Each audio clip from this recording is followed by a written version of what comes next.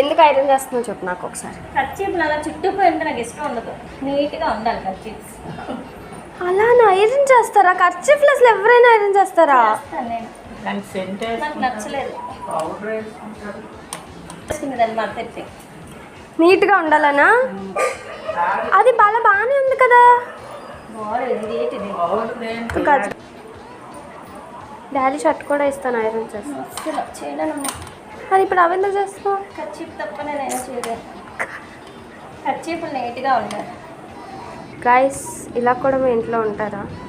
Comment చేయండి. మా మమ్మీకి అవి మడత పెట్టడానికి ఇబ్బందిగా ఉందని చెప్పి ఆవిడ ఐరన్ చేస్తున్నారు. నీకు ఎలా ఇబ్బందిగా ఉందో ఒకసారి చూపి. ముందు చూపి ఒకసారి. ముందు ఎలా ఉంది, ఇప్పుడు ఎలా ఉంది?